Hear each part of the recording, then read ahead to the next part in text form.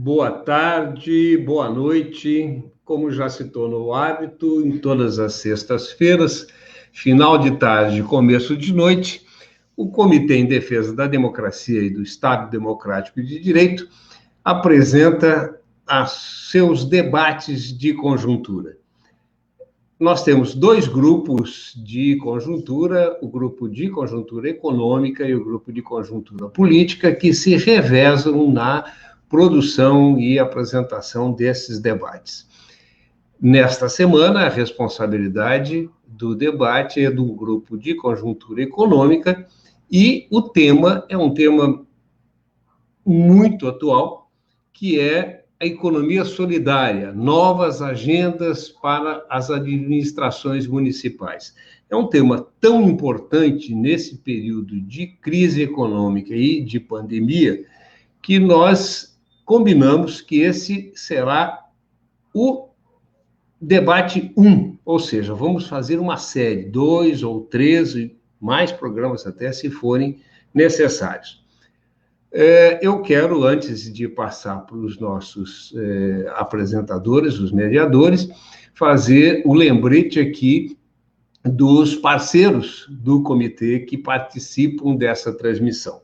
Além da rádio TV Web Estação Democracia, também a rádio web, a rádio Manaua, web e a rádio Vale do Mampituba, rádio web, participam dessa transmissão.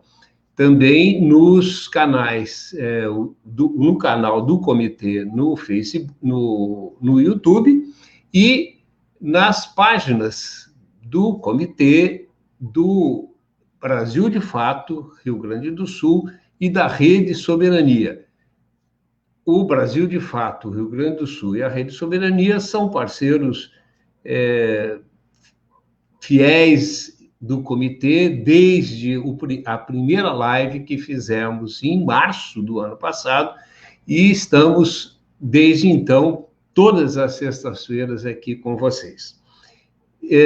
Eu passarei a palavra para a Fernanda Corezola, socióloga, integrante do comitê. Depois ela passará para o Paulo Tim, economista, que serão os mediadores desse debate. E eles farão as apresentações dos debatedores. Fernanda, por favor, é contigo. Fernanda, abre teu microfone. Essa é a frase mais ouvida nas lives nesse ano. Desculpe, mas a gente já tem participado de outros debates, mas essas falhazinhas técnicas a gente sempre acaba incorrendo. Então, mais uma vez, agradeço o convite para colaborar, participar na mediação de um dos debates do nosso comitê, né, nesse tema de conjuntura econômica, que, como o Benedito falou, é um tema super importante, principalmente nesse momento em que o nosso país atravessa, né, uma situação econômica crítica, né, agravada ainda mais pelo processo pandêmico, né, e que nós sabemos que vai exigir, né, não só do ponto de vista econômico, né, mas do ponto de vista dos instrumentos, do debate para a indução do desenvolvimento socioeconômico no sentido mais amplo, muitos esforços, né, não só no sentido da gestão pública, das políticas públicas, mas da sociedade civil organizada. Então, esse nosso debate, ele vem num momento bastante oportuno, né, para nós aprofundarmos o debate sobre um dos conceitos, uma das estratégias, uma das abordagens bastante relevantes para enfrentar esse momento crítico.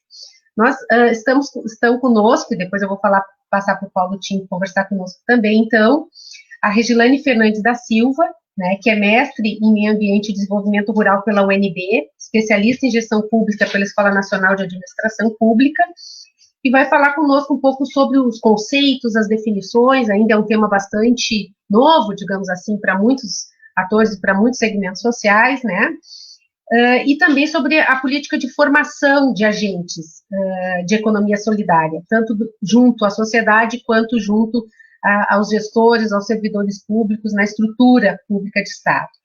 O nosso segundo convidado é o Manuel Vital de Carvalho Filho, engenheiro agrônomo e tecnólogo em cooperativismo, consultor da FAO, da CUT, da Unicafes, e também atua presta consultoria para o governo da Bahia e é diretor do Fintech, que é um fundo de crédito.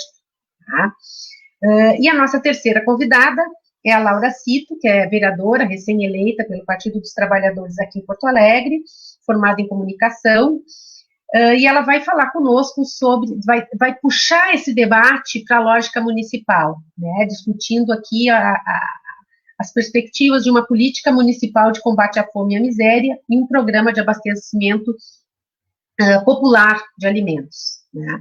Então, são os nossos três convidados.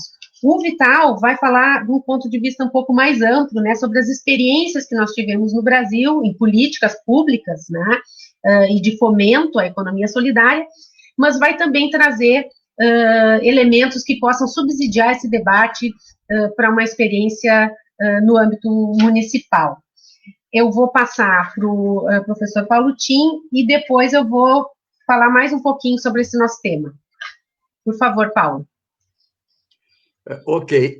Apenas para justificar essa oportunidade e conveniência desse debate agora, estão iniciando novas administrações municipais e a gente vê, inclusive, muita proposta de reformas e mudanças estruturais dentro das prefeituras, né? E eu acho que chegou a hora de nós trazermos para o âmbito municipal as políticas de renda e de emprego, né? Os economistas, ou minha formação é economista, a gente sempre debitou isso ao governo federal, juros, investimentos públicos e etc., né? Eu acho que a crise estrutural do mundo inteiro, né, com a robótica, com mudanças estruturais, mais a crise econômica que estamos passando, a crise pandêmica, eu acho que tudo isso traz para o âmbito municipal uma nova agenda. Os municípios têm que se organizar para isso. E aí a importância de trazermos, a conveniência de trazermos essas experiências de vocês para que a gente possa pensar aqui com os nossos gestores municipais, vereadores, entidades aqui voltadas à questão social nas cidades, né? Essa questão. Acho que vamos ter um bom debate e, na verdade, estamos aqui aprendendo com vocês, é apenas a introdução desse tema. Fico muito grato de estarem conosco. É com você, Fernanda. Leva adiante o debate, então. Ok, Paulo, obrigada. Antes de passar para os nossos convidados, eu gostaria de contextualizar brevemente como que a economia solidária surge de alguma maneira e ela entra nas políticas públicas do Brasil. De uma maneira mais efetiva, ela começou a ser trabalhada em outros países, mas no Brasil foi em 2003, quando foi criada a Secretaria Nacional, né, de Economia Solidária, junto ao Ministério do Trabalho, e naquele mesmo ano, ou no ano seguinte, foi inclusa no Plano Plurianual, que é o planejamento governamental federal, que abriga o conjunto de todas as políticas públicas que depois são desenvolvidas no decorrer do quadriênio subsequente, né? E naquele ano ela já teve um orçamento da ordem de 42 milhões de reais, uma execução de quase 90% desse valor. Nos quadriênios seguintes, o PPA sempre, ela foi mantida, essa política, né? Chegando em 2019, a em torno de 541 milhões de execução, não somente pela Senais, mas também por outras secretarias que incorporaram diferentes atividades, programas, projetos, linhas de ação que fomentavam, de alguma maneira, experiências e empreendimentos de economia solidária no país. Ela chegou a envolver, pelos relatórios oficiais, mais de 275 mil pessoas, 11 mil empreendimentos foram apoiados em mais de 2.500 municípios em todos os estados da nossa federação, né? Então, houve um período em que, pelo menos até 2016, em que a economia solidária efetivamente esteve implementada enquanto política pública nacional, com vários instrumentos de política, né? E a partir de 2016, fundamentalmente ali no pós-golpe, né, começou um processo de enfraquecimento dessa política na esfera federal, tanto em termos orçamentários quanto em termos de execução, né? dos instrumentos capazes de implementar essa política pública. Na verdade, como em outras áreas de políticas públicas, né, direcionadas a promover a sustentabilidade, o desenvolvimento social, econômico mais equitativo e justo, né, e as políticas de enfrentamento a formas perversas de exploração do trabalho, as políticas públicas de economia solidária, elas estão sendo ameaçadas, né, e estão sendo enfraquecidas de uma forma muito, muito clara, né. Então, nos parece que esses debates que nós faremos pautando o tema da economia solidária, ele vem num momento após um período de crescente, de fortalecimento e de inovação, onde a economia solidária era uma política inovadora, né? Porém, agora a gente está no momento de um certo descenso, né, de enfraquecimento dessas políticas. Então, esse debate é bastante importante, ao mesmo tempo em que, como o colega Paulo Tim, professor, já nos colocou, né, é um momento interessante, porque novas administrações municipais estão assumindo, né, e sempre é um momento em que se pode retomar, né, que se pode reinserir certos temas que entendemos que são estratégicos, né, que são estratégias importantes para a superação da crise que nos encontramos. Era isso que eu queria falar, e também da alegria de encontrar velhos amigos com os quais eu tive a oportunidade de trabalhar, tanto a Regilane quanto o Vital, no Ministério do Desenvolvimento Agrário, né, em Brasília. Então, é uma alegria poder contar com vocês, e sabemos que teremos, sim, um grande debate. E a Laura, nossa vereadora, né, nós sabemos do interesse, né, da dedicação que ela já vem dedicando a esse tema desde o período eleitoral, né, e que está preparando, né, esse debate, né, para apresentar à sociedade porto-alegrense, né, aqui do nosso município, com instrumentos mais qualificados possíveis. Então, eu acho que esse é com certeza, nós teremos uma noite bem profícua, né, e que vai contribuir para o debate sobre o desenvolvimento socioeconômico no nosso país. Eu vou passar, então, de imediato para a Regilane. Cada um dos nossos debatedores terão 15 minutos, inicialmente. Depois da Regilane, eu vou passar imediatamente para o Vital, e depois para a Laura, certo?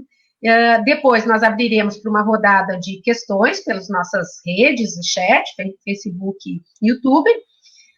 Recolheremos as perguntas, sistematizaremos se necessário, e abriremos, vamos tentar fazer 2 rodadas ainda, mais 3 ou 5 minutos para cada debatedor, né, mais uma rodada de perguntas, e aí a rodada final para a gente fechar o nosso debate. Então, agora tudo contigo, Regilane. Opa! Boa noite, gente. Alegria muito, muito, muito grande estar aqui. Cumprimento todo mundo que está assistindo a gente e que vai interagir daqui a pouquinho.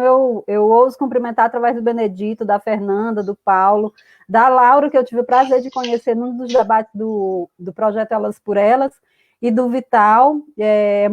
Para mim é muito prazeroso realmente fazer esse debate com as pessoas do Rio Grande do Sul, o movimento organizado do Rio Grande do Sul, a companheirada daí desse lugar, que teve e tem ainda tanta importância e uma participação muito decisiva para que a gente conseguisse, ao longo dos últimos anos, sobretudo das 2 últimas décadas, construir a economia solidária como agenda nacional. E aqui eu não falo como agenda do governo federal, eu digo como agenda nacional no sentido da gente construir uma dinâmica de interação entre diversos municípios, estados, as diferentes regiões, que culminou, inclusive, com a construção da política pública nacional, e o Rio Grande do Sul teve, desde o começo, um papel muito decisivo.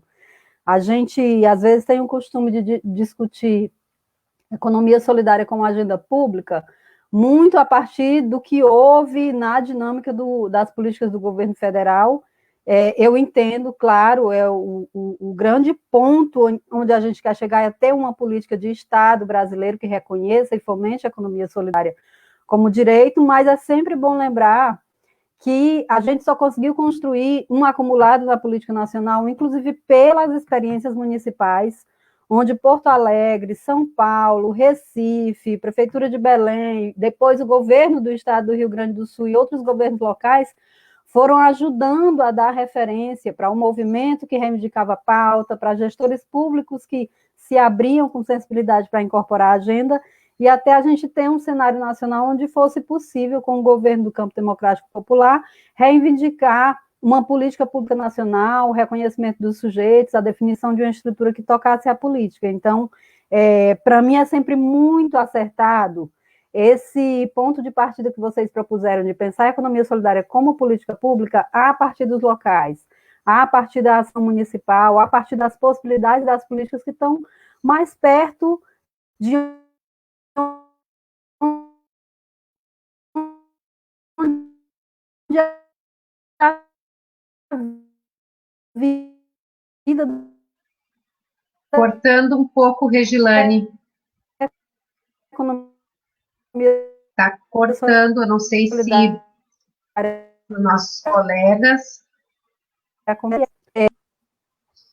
Regilane, eu vou pedir para tu repetir um pouco os teus últimos 2 minutinhos, eu ia talvez, tentar porque levar cortou. Para um outro espaço.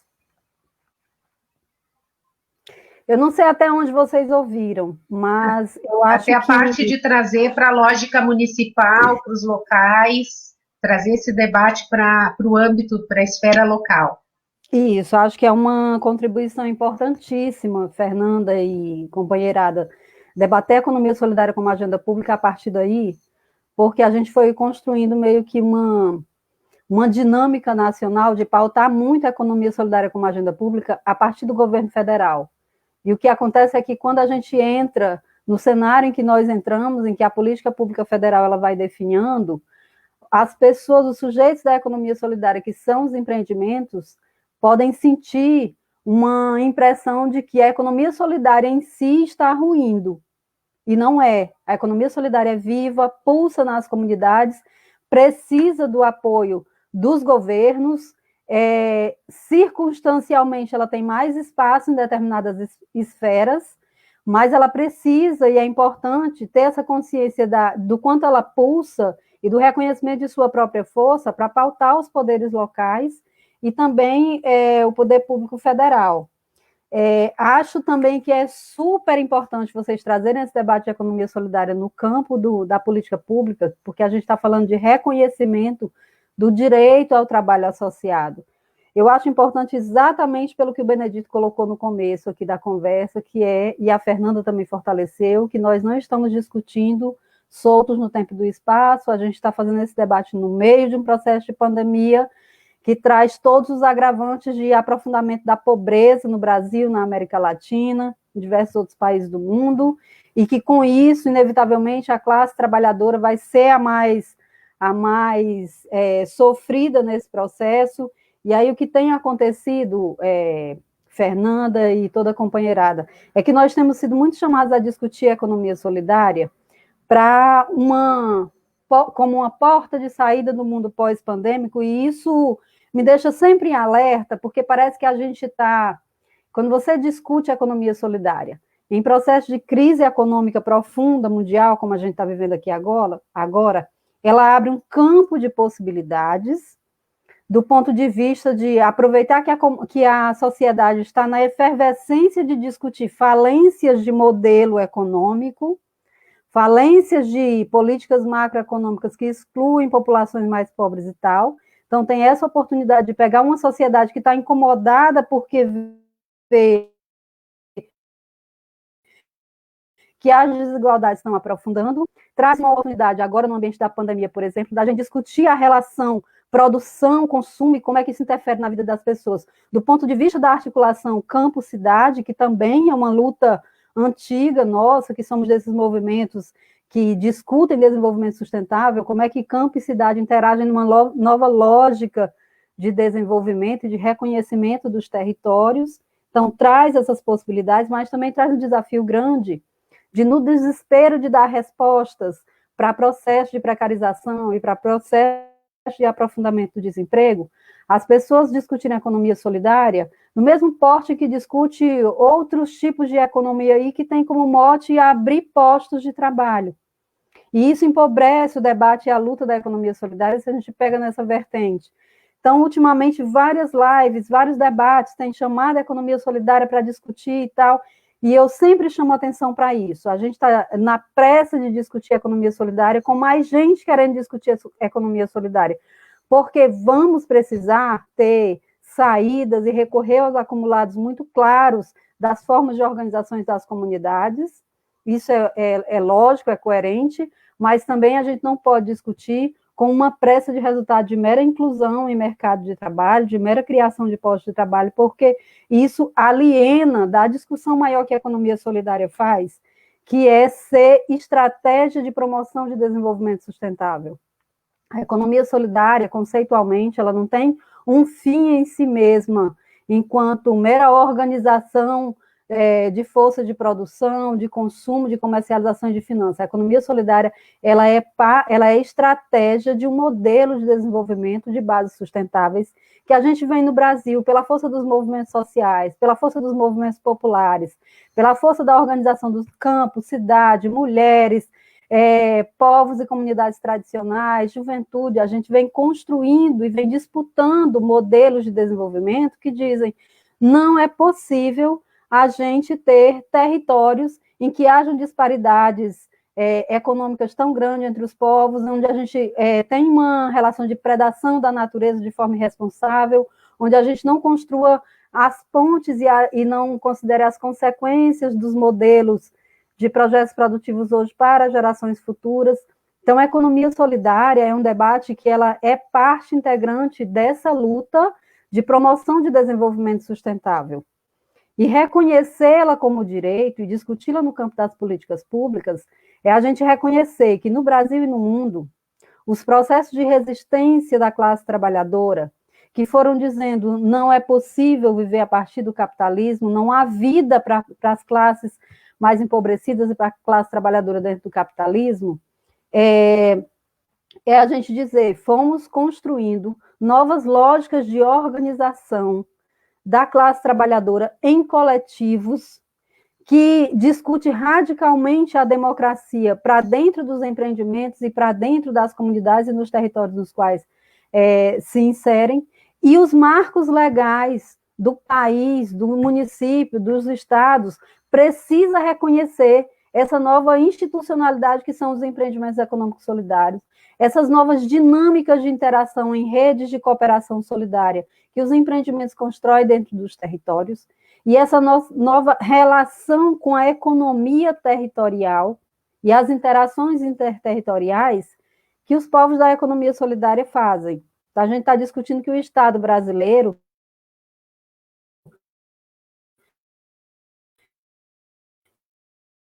deu uma cortada, Regilane. Oi. Tu parou no Estado brasileiro. Eu poderia retomar um pouquinho. Eu vou tentar ir para outro espaço enquanto eu falo, porque eu acho que aqui a gente vai ter um pouquinho de problema, tá? Pode ser? Como? Travou de novo? Desculpa, eu vou tentar ir para outro espaço, porque eu acho que aqui a gente está com problema de conexão? De conexão. Tá. Então, enquanto eu falo, eu vou me dirigir aqui para outro espaço, tá? Nós ainda temos uns 4 minutos, mais ou menos, dentro do nosso tempo aqui. Tá. Vamos aguardar um pouquinho. Faz parte, a gente já está nessa pandemia, né? Todos nos acostumamos com as nossas dificuldades, né? A nossa infraestrutura de internet no país não favorece, né, a nossa situação, mas a gente sabe que as dificuldades são em todos os lugares, né, das aldeias indígenas até a capital do país, né. Então tá, mas vamos ver o que ainda dá para fazer. Vamos retomar. Dá um desconto aí no meu tempo, tá? Tá bom, tá bom. Então, pensar a economia solidária no campo das políticas públicas significa que a gente precisa ter pelo menos 4 elementos. Eu listei aqui, aliás, 5 elementos básicos. O primeiro é uma base conceitual que dê conta de traduzir o que é essa nova lógica de organização, como é que funciona essa nova lógica de organização da classe trabalhadora em coletivos, que são os empreendimentos econômicos solidários. Isso a gente tem no Brasil, e daqui a pouquinho eu vou explorar sobre isso. A base conceitual que alinha compreensões, que alinha pontos de vista e que sinaliza rumos metodológicos para pensar o tema dentro da agenda pública. Então, ter essa base conceitual, ter o reconhecimento do direito, e aí eu chamo a atenção que no Brasil a gente tem historicamente a tradição de discutir direitos trabalhistas a partir de toda a luta histórica da CLT, que é válida, que é presente, que precisamos fortalecer, mas a gente não conseguiu ter no Brasil ainda um marco legal que reconheça a outra forma de organização do trabalho, que é o trabalho autogestionário e coletivizado da economia solidária. Então, precisamos ter o reconhecimento do direito, que significa isso. Significa o direito ser externalizado na forma de leis. Precisamos ter um tecido social que dê conta de organizar os processos locais e pressionar os governos para gerar agenda pública. A gente sabe que política pública se constrói, nunca se construiu em lugar nenhum do mundo por vontade e por bom espírito dos gestores públicos. A gente pode até, e é bom que a gente tenha gestores públicos com boas intenções, com boa disponibilidade, mas a agenda pública ela é eterna disputa. Então, precisamos ter um tecido social, que são movimentos sociais e populares organizados, que deem conta de pressionar. Precisamos ter gestores públicos preparados para entender do que trata esse tema, como esse tema vai se comportar dentro da agenda pública, inclusive nesse enfrentamento de marcos legais, e que possam pensar, que tenham preparo para pensar políticas específicas de economia solidária e a inserção da economia solidária em políticas setoriais. Como que um gestor público de economia solidária enxerga oportunidade de fortalecer a economia solidária nas políticas tradicionais de até, nas políticas de educação, nas políticas de saúde. Então, é disso que a gente está falando, de ter gestores públicos compreendendo a agenda e qualificados para pensar proposições. E um arcabouço institucional que dê conta, né, de sustentar a agenda, que aí o Vital vai falar um pouco depois sobre isso, né? Então, enquanto estratégia de desenvolvimento, a economia solidária, ela se traduz como uma nova lógica de organização da produção, do consumo, da comercialização e das finanças, que parte de princípios diferentes daqueles valores mercantis tradicionais da economia capitalista.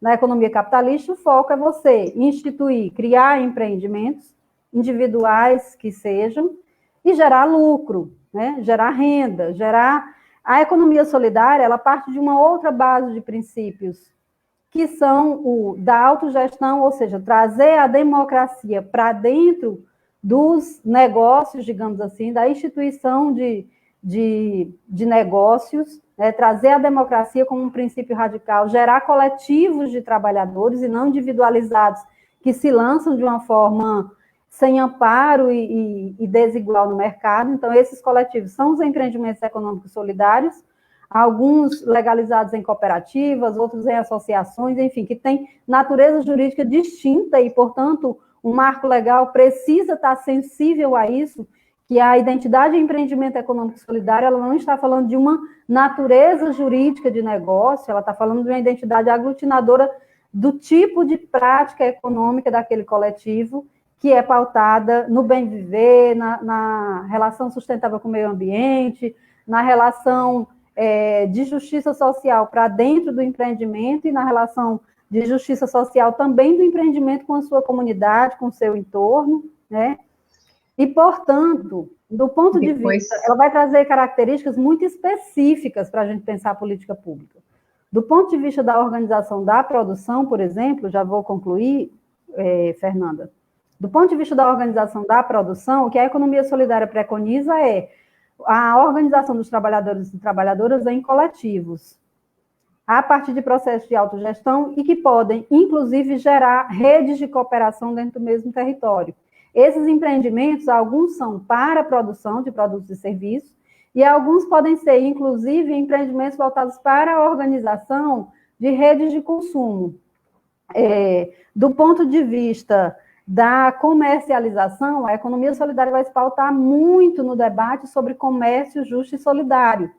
E aqui no Brasil aconteceu uma coisa interessante, porque normalmente quando a gente discutia comércio justo e solidário, para a comunidade internacional, estava muito dado o debate de como é que os empreendimentos de um país iam vender para outro, a relação comercial entre países.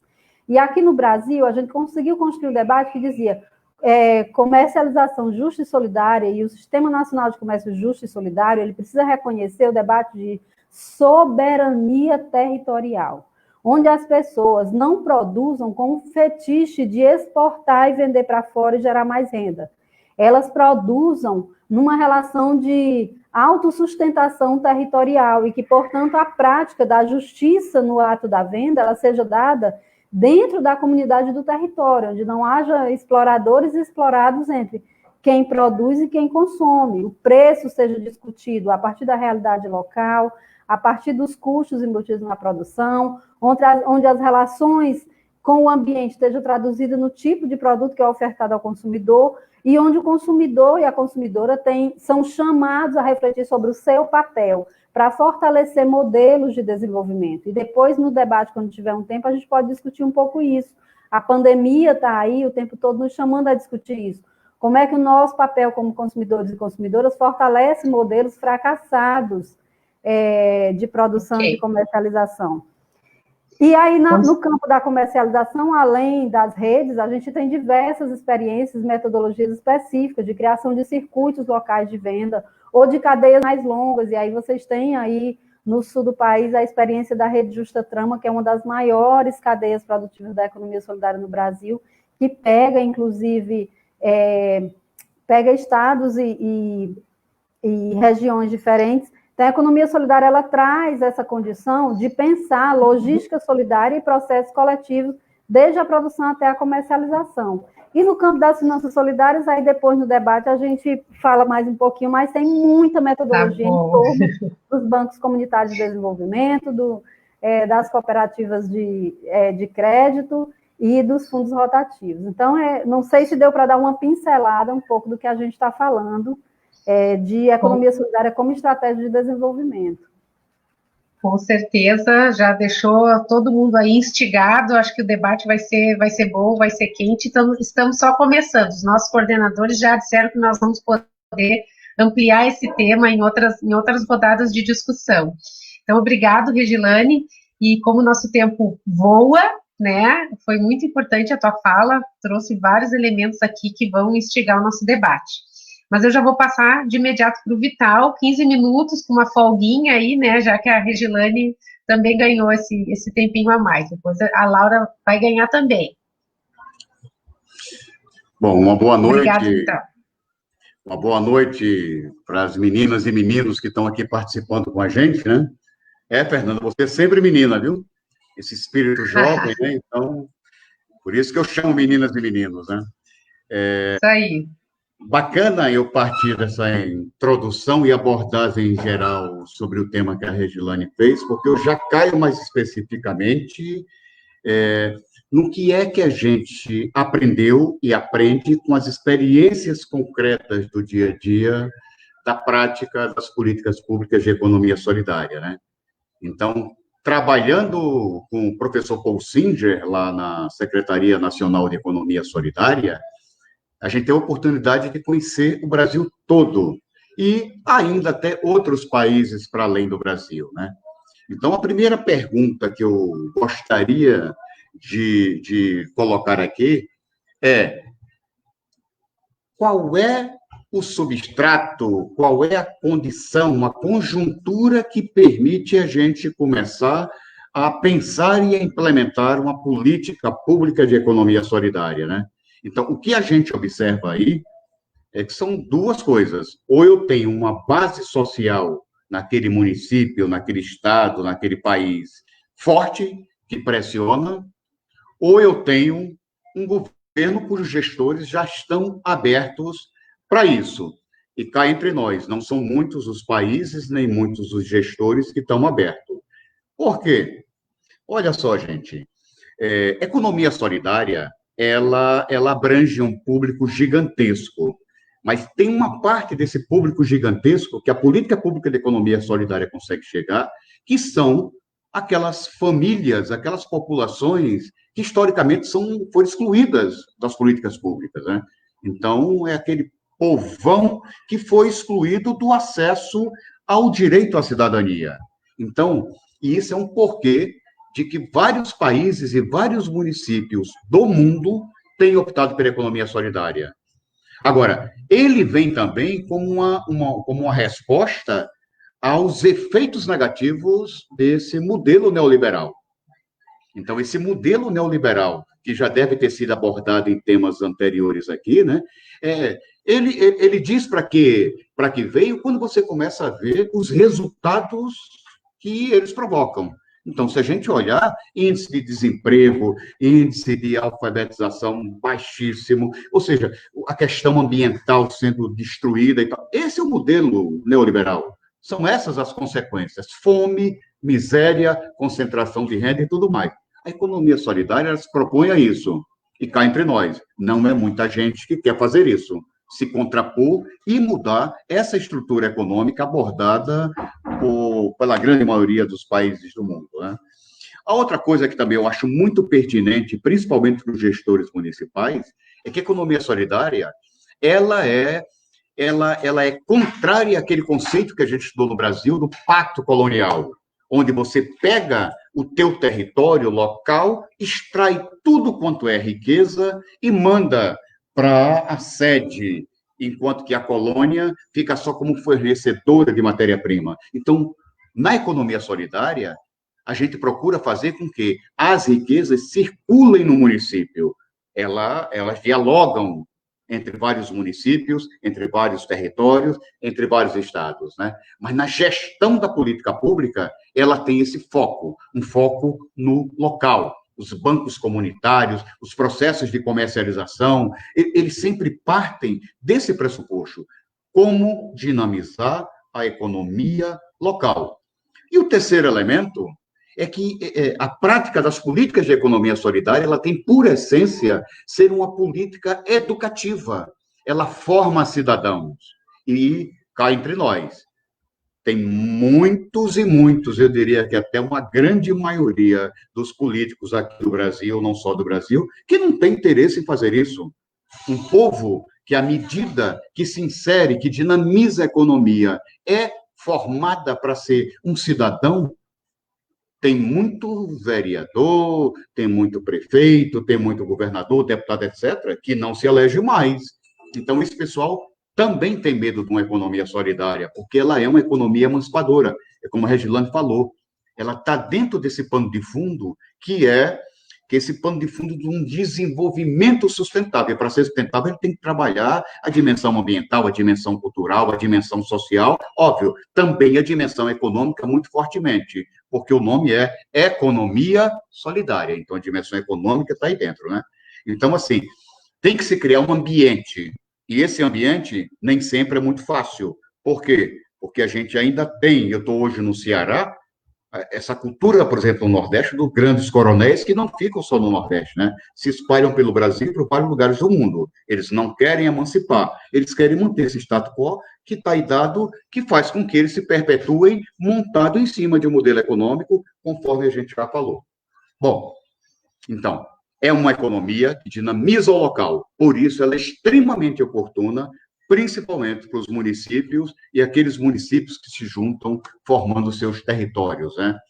Bom, a outra coisa também é que essa economia solidária, ela trabalha com o público urbano e o público rural. Ele trabalha campo e cidade de uma forma integradora e de uma forma entregadora. Então, esse é outro elemento também fundamental. Mas eu não vou aprofundar, eu vou dar os porquês de forma mais gerais e depois a gente aprofunda, né? Mas, quando a gente analisa o que aconteceu e o que acontece no Brasil, é que eu acho que quando se fala de política pública, o pessoal pensa, às vezes, de forma incompleta. De forma incompleta. Vou dizer por quê. Tem alguns elementos que, para todo mundo que estuda política pública, ele começa a observar que são condições sine qua non para você ter uma política de economia solidária. Uma política de economia solidária, a primeira coisa que você tem que definir são 5 coisinhas que eu trouxe para discutir com vocês aqui, né? A primeira é, qual é o meu público? Qual é o meu público? Então, na Secretaria Nacional de Economia Solidária, junto com o Fórum Brasileiro de Economia Solidária, os fóruns estaduais, durante as conferências, discutiu muito isso. Então, a gente viu que tem um público, e esse público se organiza de pessoas, famílias que se organizam em torno dos empreendimentos econômicos solidários, que pode ser desde aqueles informais até as cooperativas, mas tem um público, e a gente tinha que definir esse público. Então, a gente, no tempo que estava no governo, uma das coisas que a gente fez foi pegar todo aquele acúmulo que os fóruns estaduais, Fórum Nacional de Economia Solidária, produziu de conhecimento e, via lei, a gente, quando foi criar a lei, quando foi amadurecer e aperfeiçoar a lei, a gente começou a dizer, empreendimento econômico solidário é isso, economia solidária é isso, e com isso a gente vai definindo o público. E o público, eles são, geralmente, não obrigatoriamente grupos formais, mas eles são grupais, então eles já partem desse princípio, um princípio de solidariedade. Solidariedade se dá entre pessoas que estão se ajudando em prol de objetivos, de interesses comuns e nobres, né? Então, a primeira coisa que a gente precisa para definir uma política pública é ter o público. Se a gente olhar para a agricultura, tem lá o PRONAF, público, o agricultor familiar. Se você for pular a política e aí por diante, sempre você tem que ter o público. Então, tem que ter clareza disso. A segunda coisa que vem logo em seguida e quais são o conjunto, qual é o conjunto de atividade, quais são cada uma dessas atividades que compõem a política? E a Regilane já colocou alguns segmentos que levam a gente a enxergar quais são essas atividades. Quais são as atividades no campo da produção? Quais são as atividades no ponto de verticalização dessa produção, com indústrias, etc., unidades de beneficiamento, etc., a parte da comercialização e assim por diante. Quais são essas atividades, formação, finanças, que vai compor a política? Então, esse é um segundo elemento, é definir qual é o desenho dessa política formado por um conjunto de eixos e atividades, etc. Tem a terceira, que a gente sempre coloca, que é o que eu acho que foi, não sei se foi a Fernanda ou foi o Paulo que colocou, é a estrutura governamental. Eu tenho uma política que vai para um público, então qual é a estrutura que dentro do governo a gente cria para poder fazer essa política ser coordenada, né? Então, são aí, é uma secretaria, é uma diretoria, um departamento, mas tem que ter uma estrutura. Se a gente não tiver uma estrutura, como é que você faz essa política ser implementada? Bom, depois da estrutura, aí vem uma parte que é muito lógica, né? Se eu tenho um público, se eu tenho um desenho, se eu criei uma estrutura, a estrutura para poder coordenar o conjunto de atividades, ela vai precisar de um orçamento, de dinheiro. Então, ela tem que ter um orçamento. Se ela não tiver esse orçamento, ela não faz nada. E cá entre nós, eu vi, e eu tenho uma relação que depois a gente vai ver como disponibilizar para aqueles que têm interesse, né? A gente tem uma relação de um monte de coisas, inclusive criação de fundos. Grande problema. Vital, a gente cria... 5 minutos, tá, Vital? Ok.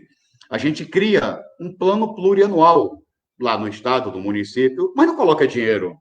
A gente cria um fundo, mas não faz o dinheiro entrar no fundo. A gente, ao criar o fundo, o dinheiro até entra, mas você não consegue jogar o dinheiro do fundo dentro da estrutura que executa a política, né? Então, essa história do orçamento, né, ela impediu um monte de estruturas e de políticas que foram criadas, impediu que elas fossem para frente. Então, pensar e não ter dinheiro para implementar, então não adianta nada. Isso a gente viu de norte a sul do país, né? E o quinto elemento, né, o desenho, o público, a estrutura,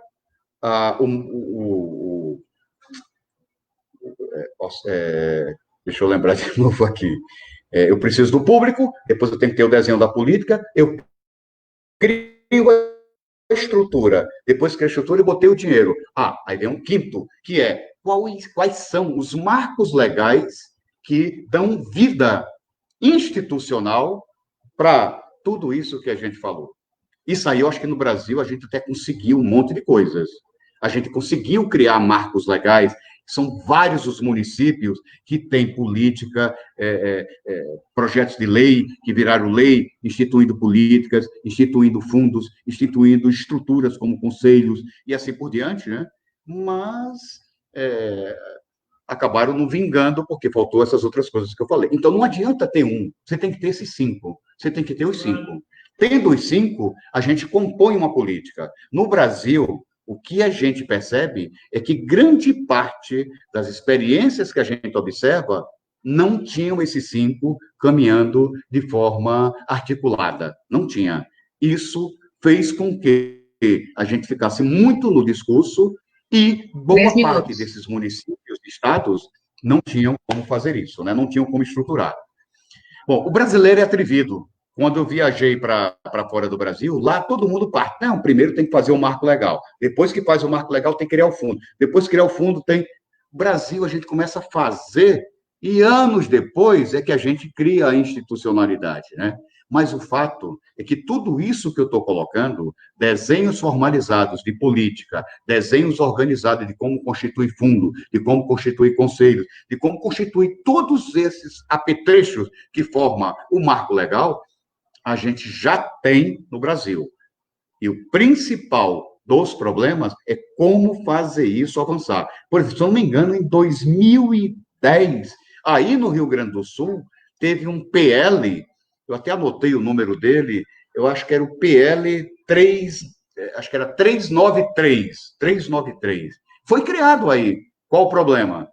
É que a gente não conseguiu no Rio Grande do Sul fazer com que isso se perpetuasse, né? Então, o Rio Grande do Sul, gente, é um dos lugares que mais tem marcos legais constituídos, né? A gente pode até disponibilizar depois alguns desses marcos legais que a gente tem, não só de estado, como é o caso do Rio Grande do Sul, do Ceará, da Bahia e outros, né? Mas também de municípios, né? Bom, nosso tempinho eu acho que já está acabando, né?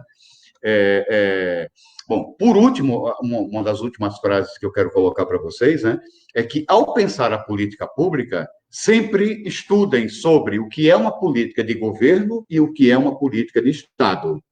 Porque teve muita gente, em várias gestões, que criou uma política que só valia para aquele governo.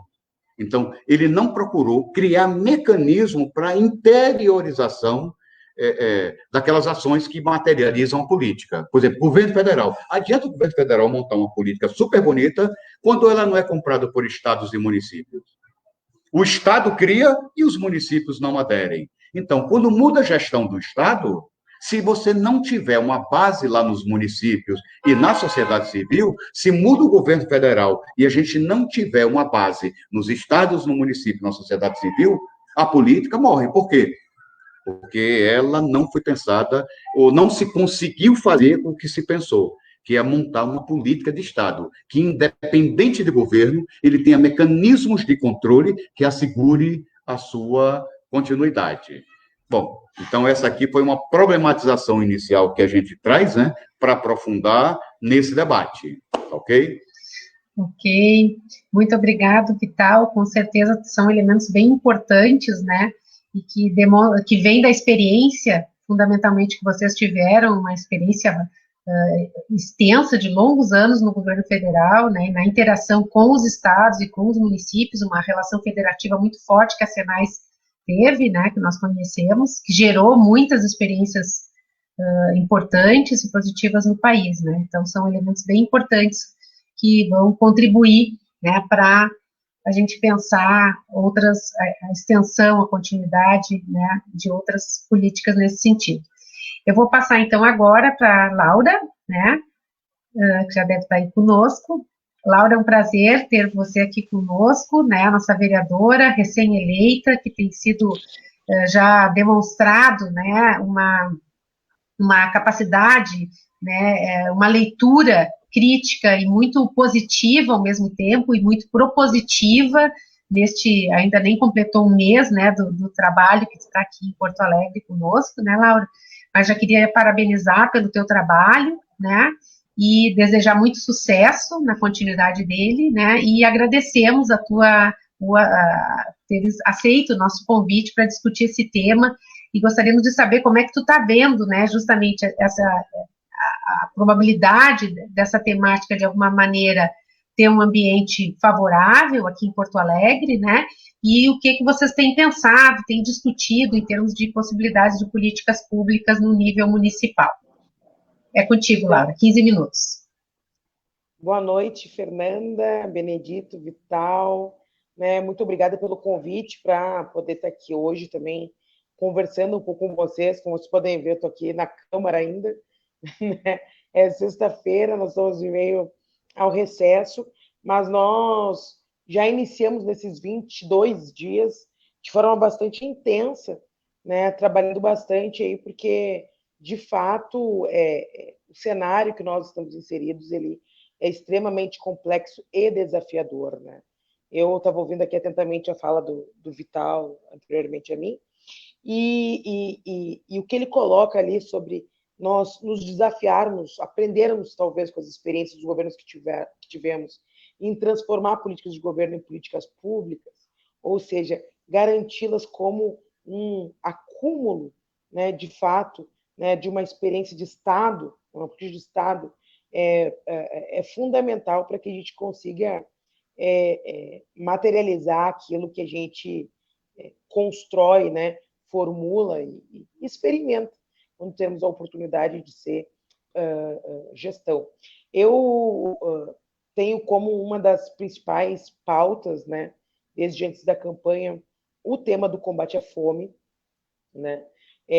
Nesse período, especialmente de pandemia, vimos de forma perversa, né, como que essa agenda ultraliberal ela atinge especialmente os setores populares, né, da nossa sociedade, depois de uma intensa e internacional campanha que passamos, né, durante aí, praticamente 3 décadas no Brasil, né, de combate à fome, e termos tido um governo popular que tirou o país do mapa da fome, nós vermos num processo tão duro como que nós vivemos aí desde o golpe quando a presidenta Dilma, nós retornarmos a termos isso como da forma que temos hoje na agenda, de fato nos liga um alerta, né, uma reflexão muito, muito grande a ser feita, né?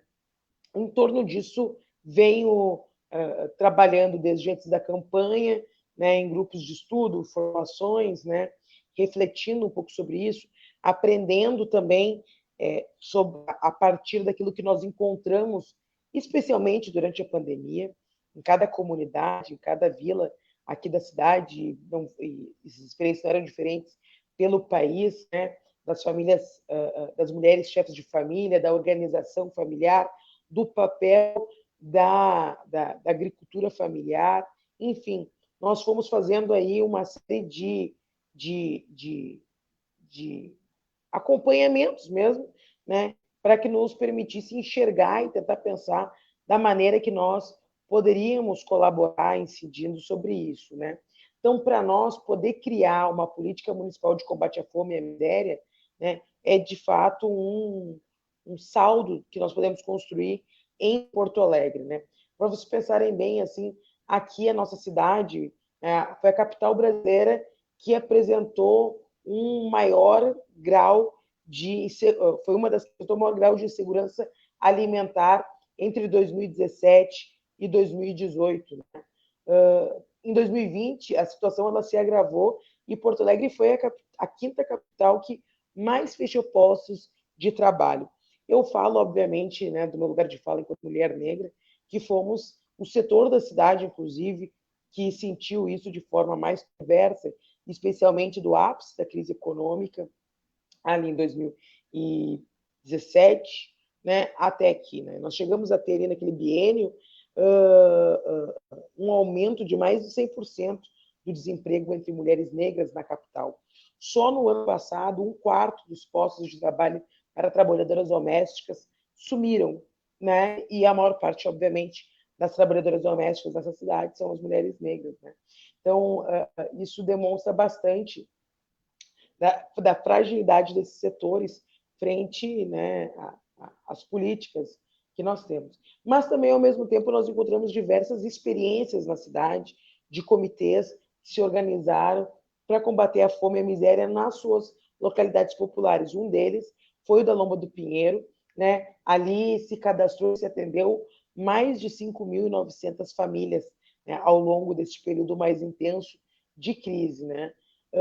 Nós estamos fazendo algumas reuniões, pretendemos protocolar esse projeto na volta agora do recesso legislativo. Estamos construindo ele com os movimentos sociais, né, com setores da sociedade, porque para nós é muito importante que nós consigamos construir aqui uma política em conjunto com entidades, organizações, coletivos, que elas possam oferecer uma resposta ao crescente número de famílias em situação de desemprego, né, e em risco de segurança alimentar e nutricional, né?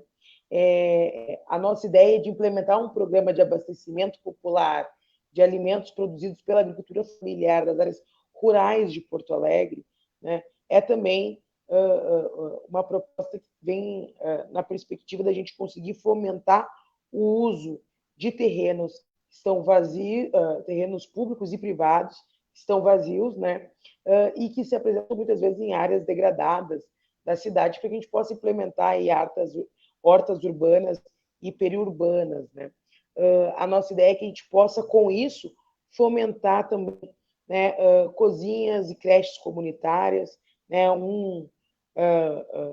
As cozinhas comunitárias, ao longo de 2020, elas tiveram um papel super importante no combate à fome. Nós temos aí algumas experiências nos maiores bairros periféricos da cidade: Lomba do Pinheiro, Cruzeiro, Rubem Berta, Restinga. Nós temos várias experiências sobre essas que foram fundamentais aí no combate à fome, né? E que elas possam criar aí uma segurança alimentar e ainda sedimentar o trabalho coletivo de forma cooperativada, na perspectiva da economia solidária, e que possa também gerar nessas comunidades renda e inclusão, né? Então, esse é um pouco do trabalho que a gente vem trazendo, né, ao longo estamos desenvolvendo ao longo desses 22 dias apenas de mandato, mas que já estava no programa que nós apresentamos, né? Consideramos que o inverno que nós vivemos ele não será breve, né? E, portanto, ele exige de nós, né, nos desafiar a pensar ações no campo das políticas públicas que possam, de fato, combater a propagação da desigualdade da forma como nós temos visto de forma tão violenta no último período, né? Então, para abrir um pouco o debate, né, e apresentar um pouco disso que a gente vem construindo aqui no mandato. Tem outros temas aí que vamos agregar. Nossa ideia é conseguir fazer um pacote, digamos assim, de discussões que nós queremos levantar na casa, de combate à fome, sobre a questão da própria renda básica, né, no município. Fico pensando assim, inclusive coloquei isso numa sessão extraordinária que nós tivemos, né, várias capacidades do país, né, elas já na resposta à crise sanitária e econômica que vivemos, apresentaram saídas, né, foram buscar saídas que pudessem, de fato, retomar a sua vida combatendo as desigualdades, né? Então, não só do ponto de vista da busca da vacina, como nós tivemos várias grandes cidades que se adiantaram em relação a isso, mas também combate à pobreza e outras concepções de geração de renda, né? Nós tivemos, por exemplo, na Prefeitura de Belém do Pará, né, o prefeito Edmilson do PSOL, já a implementação da renda básica municipal. Infelizmente, aqui em Porto Alegre, nós vemos um cenário bastante inóspito, né, a esse conjunto de proposições de debate. O que nós vemos aqui é uma perspectiva, como posso dizer, então me foge aqui um adjetivo a agregar, né, mas numa perspectiva que banaliza a retomada da vida, na verdade, e pensa uma perspectiva de retomada apenas num olhar das médias e grandes empresas, inclusive, né? Nem permitindo aí com que os pequenos empreendimentos possam ter algum apoio, né, para poder, inclusive, voltar a se estabelecer na cidade. Então, para nós, a gente conseguir discutir, colocar na agenda outras formas aí a gente conseguir construir a nossa retomada, invertendo, disputando a concepção do desenvolvimento da cidade, é algo que se coloca fundamental, né? Então, para trazer assim para essa abertura, né, um pouco daquilo que a gente vem discutindo aqui durante esse mês de janeiro. Obrigada, Laura. É sempre muito bom, né, enquanto cidadãos de Porto Alegre, né, na verdade, a gente poder ter a honra de poder contar com, a gente sabe que junto contigo, né, nós temos uma bancada, né, democrática, que está à frente dos interesses, né, populares aqui da nossa cidade, né, e que estão enfrentando várias agendas que têm a ver com desenvolvimento socioeconômico, né, que tem a ver com enfrentar de uma maneira mais estrutural, né, essa questão da situação que hoje a gente se encontra, né, onde a carestia, né, o nível de vida, dos preços, né, estão subindo de uma maneira assustadora, né, o empobrecimento ao mesmo tempo, principalmente nesse processo agora pandêmico, em que a questão da renda, o auxílio emergencial se retira de uma maneira brusca, né,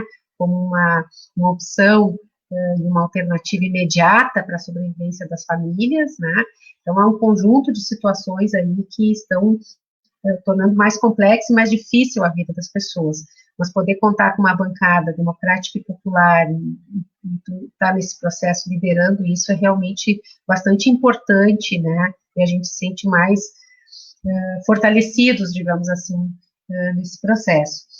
Eu não identifiquei aqui comentários no nosso chat, não sei se vou dar mais uma olhada aqui, vou pedir para os nossos colegas que estão nos abraçando, tem um abraço específico aqui, eu vou saudar aqui o nosso companheiro Silvino Reck, do CAMP, né, uma organização não governamental das mais consolidadas, que tem um histórico de luta, né, na economia solidária, né, uma experiência concreta, né, de organização de empreendimentos, de assessoria técnica nessa área, né, articulados principalmente com a Ecosol e com a rede Ubuntu. Então, é bem importante. Obrigado, Silvino, pela tua participação, o Álvaro Correia, a Sueli, a Angélica, um conjunto, né, a Luísa Schaefer, que também participou no camp, em outras experiências, né, que a gente sabe que são muitas frentes, né, são muitas redes, né, que estão nesses múltiplos esforços, né,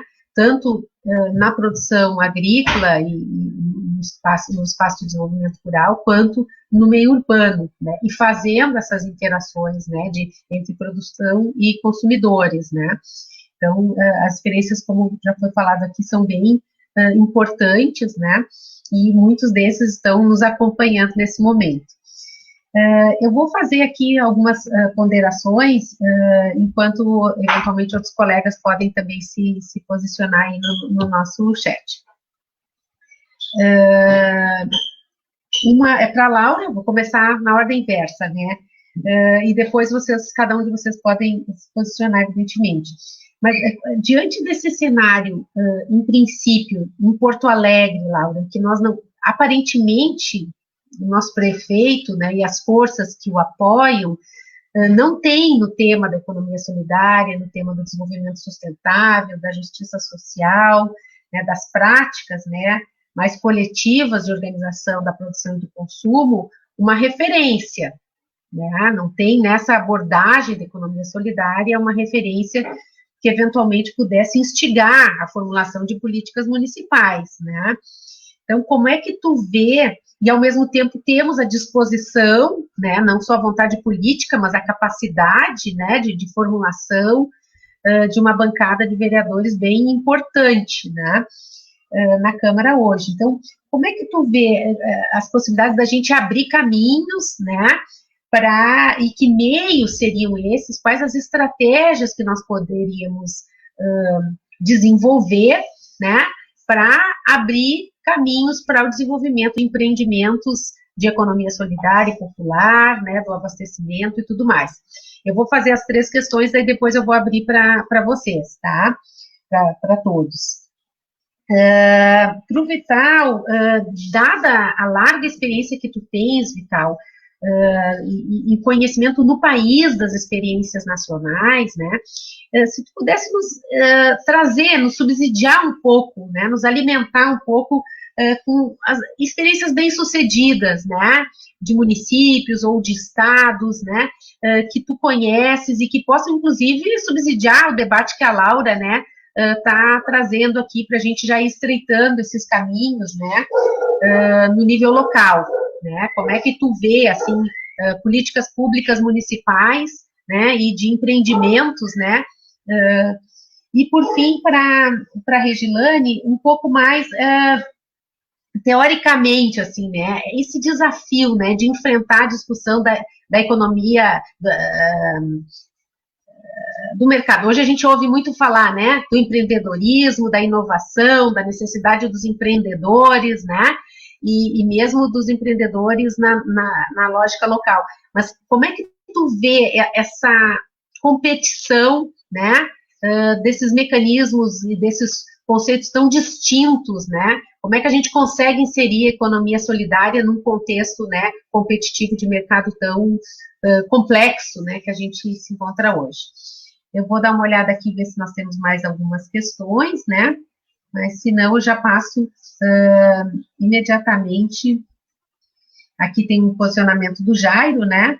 Que, em termos colocando que a política municipal de combate à fome é uma iniciativa central e podemos disputar muitos programas de interesse público, né? E saudando a Laura e as iniciativas dela.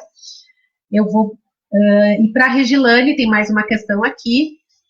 Para a Regilane e para o Vital, né? Qual o papel da Ecosol na conjuntura, né, nesse debate do combate à fome, né? Como é que vocês veem esse papel? Eu vou passar, então, como a gente pode, nessa ordem? Laura, Vital e Regilane, pode ser? Pode ser. Então, Laura? Então, até vi ali que o Silvino ali perguntou, Silvino, querido, tudo bom? Porque ele tinha uma pergunta ali, vou entrar em contato, pedir para o Meister também, nosso coordenador político aqui do mandato, entrar em contato contigo. Nós estamos fazendo uma rodada com vários setores, né? Obviamente, queremos também falar aí com a turma do Conselho, falamos aí com várias...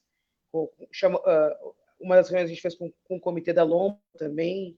Enfim, estamos dialogando com uma turma bastante variada aí. Vamos, semana que vem, também dar uma dialogada, te ligar, né? Para a gente poder ver o que a gente pode construir junto aí sobre o projeto. Queremos fazer ele a muitas mãos, inclusive por isso iniciamos um processo público de discussão sobre o projeto, né? Para que a gente possa construir junto com os movimentos sociais. Sobre a pergunta da Fernanda, né? De fato, né, Fernanda, nós temos aí um governo que eu até não entrei muito nisso, que eu queria explicar um pouco mais do projeto na primeira fala, mas de fato, como eu falei, um cenário bem inóspito, né? A discussão e a concepção que a gente apresenta ao debate, né? Eu acredito que os acúmulos possíveis de nós construirmos neste período, eles estão ligados a uma capacidade de organização popular, né? Este governo, apesar de ter uma agenda extremamente conservadora, de ser um governo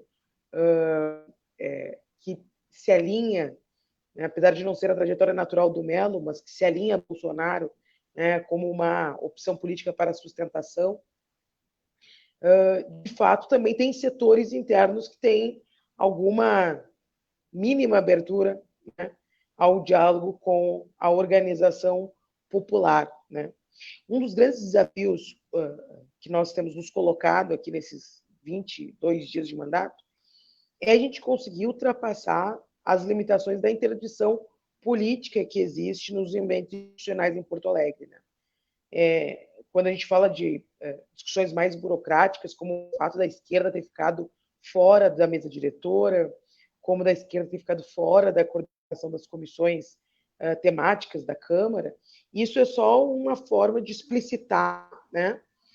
Não são normalmente denúncias muito populares, porque, em geral, as pessoas não estão muito ligadas na dinâmica das casas legislativas, né? Mas é uma forma de explicitar o tamanho autoritarismo, né, e a tamanha interdição política que é feita com os campos de oposição, que não vem dessa legislatura, já iniciou no governo Marquesan, mas que o governo Mello opta, de certa forma, por manter, né? Talvez não com a mesma truculência do ponto de vista do Poder Executivo, mas mantenha a truculência no ambiente legislativo. Então, nós conseguirmos criar uma capacidade de articulação popular que consiga, né, fazer pressão num governo que provavelmente adotará algumas agendas de diálogo popular, é fundamental para que a gente consiga acumular em relação a isso. Então, nós queremos... Por que nós estamos construindo esse projeto para apresentar ele no início da legislatura? Para que a gente tenha mais tempo de discussão dele dentro da casa. Esperamos muito que no próximo semestre a gente já possa estar fazendo coisas físicas, né? Então, isso nos possibilitará também movimentar mais setores, fazer discussão. A prefeitura não vai responder, né, ao tema da fome, né? E isso, por conta das suas amarrações, inclusive ideológicas, né? Então, isso também vai nos permitir, na nossa compreensão, na nossa avaliação, explicitar mais, né, as diferenças de visão sobre a responsabilização do poder público e, principalmente, sobre as possibilidades do poder público em relação a isso. Veja bem, eu sou da zona sul da cidade, né? Quando a gente fala em área rural, nós estamos falando também da nossa região, né? Alguma parte também da região leste. Né? E, 30 segundos. Para concluir, e somos plenamente impactados pelos anos de defasagem de uma política para a agricultura familiar também na cidade, né? Então, também pensar esses setores da cidade, Fernando também é da Zona Sul, né? Pensar esses setores da cidade também é provocar um pensamento sobre o desenvolvimento econômico da cidade, né? Disputar também essa concepção. Então, é dentro de um projeto que ele acaba atingindo vários debates, né, ao mesmo tempo, e por isso que para nós é tão importante o acúmulo público e a discussão sobre isso, para que a gente possa vir a maturar ele e chegar com capacidade de aprovação aqui na casa e de sensibilização do Executivo. Obrigada, Laura. Isso aí, depois a gente retoma novamente para finalizar. Eu vou passar para o Vital, então, tem algumas questões, inclusive, era uma questão para a Laura ali do Silvino, que eu tinha me passado, né, pulei para a última, mas de alguma maneira a Laura já tinha colocado ali em relação ao Conceia, né, do Rio Grande do Sul e ao CAMP. Mas depois ela pode complementar se for necessário. Vital, contigo. Sobre experiências, bora ver, a nível municipal, pouco antes da pandemia, eu estive no Rio de Janeiro e tive oportunidade com uma grande amiga, que é gestora, a Rosemary Gomes, de conhecer a experiência de Maricá. Né? Em Maricá, eu vi um monte de coisas colocadas em prática. Não teve nenhuma prefeitura que eu não vi problemas, tá? Até por causa dos problemas que é inerente à situação das prefeituras, né? Mas em Maricá, eu vi um tema aflorando muito forte, puxando outros temas, né? Eles fizeram um casamento com a Rede Nacional de Bancos Comunitários, né? E criaram uma moeda local, criaram bancos locais, né? A prefeitura aportou recursos, teve um marco legal. Então, daqueles itens que compõem uma política pública, né? Maricá, eu acho que foi, talvez, dos municípios o que eu vi integrar o maior conjunto desses 5 elementos que eu coloquei que compõem a política. Eu acho que todo e qualquer gestor municipal era uma experiência muito bacana conhecer Maricá, né? No que diz respeito à experiência mais estadual, aí eu vou dar uma expressão maior para o que eu vi também agora recentemente, que foi o caso da Bahia. Bahia, dentro da Secretaria de Trabalho, eles criaram a CESOL, que é uma superintendência composta por várias coordenações, né, que tem uma política clara, que tem um orçamento claro, que está investindo em fortalecimento de empreendimentos, comercialização, eles criaram centros públicos de economia, ou seja, uma coisa muito, muito rica, né? Então, se eu for pegar país, hoje eu não pego mais o Brasil, óbvio, né? Brasil era há um tempo atrás, né? Hoje o Brasil é exemplo de outras coisas que não são muito legais. Eu pegaria muito o Equador. mesmo com todas as mudanças políticas que aconteceram no Equador, a política de economia solidária, ela foi concebida muito como uma política de Estado. Então, mudou o presidente que fortalecia muito o tema economia solidária, entrou outro que botou para sacanear com o anterior, né? Mas as estruturas governamentais criadas, elas perduraram. E as informações que eu tinha, com toda a crise política que estava tendo no Equador, eles estavam conseguindo implementar políticas de economia solidária, mas não para aí. Quando pega países, tem vários outros, né? Mas eu procurei só aqui, por exemplo, não puxar muito, pegar um município, um estado e um país, né? Esses todos, se a gente for ver, já casando com aquele outro ponto, a economia solidária e o combate à fome, né? Economia solidária, como eu falei, vamos lá, agricultura familiar já é notório, né, que 70% é o número que a FAO apresenta, é o que está valendo até hoje, não vi nenhuma atualização, mas 70% da cesta básica do que o povão come vem da agricultura familiar. Então, é a agricultura familiar que faz isso, né? Então, a economia solidária, ela fortalece muito a agricultura familiar e estimula o processo organizativo da agricultura familiar, que é o que faz eles se apropriarem das receitas do processo de produção. Enquanto a agricultura familiar está isolada, raro exemplo, ele cai na mão de atravessadores que acaba explorando, eles não conseguem evoluir. Mas quando entra a economia solidária, estruturando associações, grupos, cooperativas, aí não. Aí a agricultura familiar ela começa a se tornar pungente e começa a fazer com que a receita do processo de produção de comida vá para eles. Então, uma é o seguinte, a economia solidária faz com que se produza comida. A segunda coisa é que a economia solidária, ele aumenta renda daqueles que estão, via de regra, excluídos das políticas, mas não só esses. Tem outros que estão dentro da política que também entram na economia solidária, mas ela abriga, e é uma das poucas que abriga, os que são excluídos. Então, ela tem um papel na geração de renda. Sem renda, é difícil você ter acesso à alimentação. Então, isso aí é um ponto que eu caso, se a gente for ver nesses lugares, nesses estados, que a gente pega como exemplo, com políticas mais avançadas de economia solidária na sua implementação, ela tem geração de produtos comestíveis, de boa qualidade, produtos agroecológicos, etc., né? Que não é só encher o bucho, é botar comida de qualidade na mesa do povo, né? Do povão. A economia solidária ela contribui para isso, né? Mas eu pararia aqui para a Regilane complementar e colocar os outros elementos. Obrigada, Vital. Vou passar imediatamente para a Regilane, porque em seguidinha a Laura vai ter que sair um pouquinho antes do que... mas a gente ainda fica aqui para fazer a nossa finalização. A Regilane, depois a Laura. Tá, então tem duas questões aqui, uma que a Fernanda traz com relação à disputa conceitual e de instrumentos, né, com outros tipos de economia, e tem a questão que o Silvino colocou do qual o papel da economia solidária no combate à fome. Eu vou tentar, então, dar uma pincelada rápida, tá? Então, eu queria começar por essa questão da competição conceitual, metodológico, com outras agendas, tipo economia criativa, empreendedorismo, MEI e tal. Eu costumo dizer o seguinte, que as palavras, elas têm força. Na vida real, as palavras têm força. E essa força das palavras, ela não está no campo da mística. Eu não estou falando isso no campo da mística, é no campo da mobilização ou paralisação da atividade das pessoas.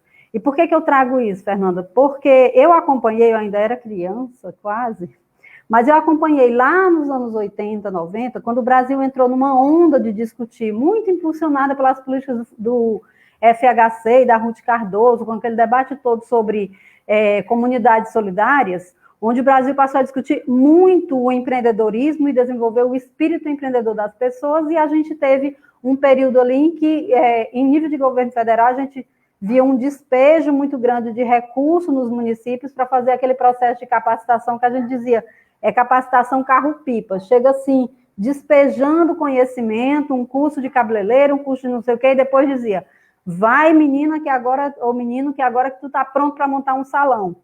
E aí a figura passava pelo processo de capacitação, não tinha uma política de acesso a crédito colado, não tinha uma política de assistência técnica colado, com muito esforço, reunia alguma poupança e montava um negócio, montava um salão de beleza, ou montava uma casa de costura, ou montava alguma coisa e tal. E tempos depois, a gente assistiu, assim, na sequência, uma sequência de falências e de mortalidade desses pequenos empreendimentos que foram surgindo. Mas as pessoas tinham sido desafiadas sobre a sua condição de ter o seu potencial empreendedor desenvolvido, né? Então, essa palavra empreendedorismo, normalmente na economia solidária, nós não assimilamos como coisa nossa. Primeiro que a gente não diz, a gente entende a economia solidária como construção da contra-hegemonia. É luta e disputa de projeto político, de modelo de desenvolvimento. E aí, Paul Singer trazia uma frase que eu acho extremamente válida para a gente ter mais lucidez do que a gente está falando. Paul Singer dizia assim: ninguém constrói a pobreza sozinho. Portanto, é imoral cobrar que sozinha a pessoa saia da pobreza, construa suas condições de sair da pobreza, porque a pobreza é a construção social. A resposta para a retirada da pobreza, para a superação das condições de pobreza num território, município, país, ela precisa também ser uma construção social e coletiva. Então, por isso, na economia solidária, nós dissemos que existiam os empreendimentos econômicos solidários como estrutura de organização da classe trabalhadora, e quem está dentro dos empreendimentos construindo a economia solidária na sua base são mulheres e homens trabalhadores e trabalhadoras da economia solidária, que não dialogam com essa visão de que você individualmente é responsável pelo seu sucesso ou fracasso, que beira aquele debate da meritocracia. Agora, também o que a gente entende? Do ponto de vista das políticas públicas, estão dadas as agendas. A construção, por exemplo, do marco legal que ancora os micro e pequeno empreendedores individuais, ela é legítima e a gente não disputa isso. O que a gente está disputando na economia solidária é o reconhecimento do direito a políticas específicas também para os setores da economia solidária. Então, não sei se aí deu para entender um pouco como é que esse termo economia solidária, para a gente, eu já vi muita gente questionar assim, mas vocês têm muito apego conceitual. Não é apego conceitual. A gente tem muito apego, dificuldade de desapegar de um processo de uma construção de uma luta. Desculpa, gente, ignora o cachorro aqui. De construção de uma luta histórica de vários companheiros e companheiras, de comunidades tradicionais, de mulheres, de lutas rurais e urbanas que foram construindo essa concepção do direito ao trabalho coletivo autogestionário como caminho para superar desigualdades. Então, não é só um apelo de concepção pela concepção, entende, Fernanda? É que tem concepções que elas super responsabilizam os indivíduos sobre os seus processos de falência ou fracasso na relação de organização econômica, e que isso converge com o que o capitalismo quer. O capitalismo prega isso, né? O ultraneoliberalismo prega isso. Os indivíduos sozinhos são capazes, e a economia solidária diz que não, que a gente constrói bem viver coletivamente, né? Não sei se ficou claro, então, o que... E aí a nossa luta é isso, é ver marcos legais. Ninguém quer disputar e retirar direitos que outras formas de organização da classe trabalhadora já construíram, mas a gente quer garantir mecanismos, leis, fomento específico para a lógica da economia solidária. E aí eu já entro um pouco no que o Silvino provocou aqui. Então, qual é o papel da economia solidária no combate à fome, por exemplo? Finalzinho.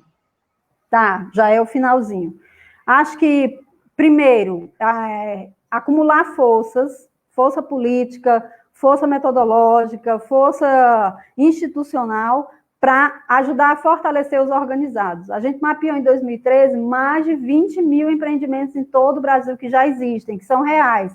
São homens e mulheres que disseram, eu quero ser trabalhador e trabalhadora autogestionária da economia solidária. Então, como é que a gente assegura processos que fortaleçam no campo da formação, no campo da comercialização, no campo da produção, do crédito, enfim. Então, acho que o primeiro papel da economia solidária, Silvino, é fortalecer os organizados, e a gente viu uma série de empreendimentos entrando em falência agora no processo da pandemia.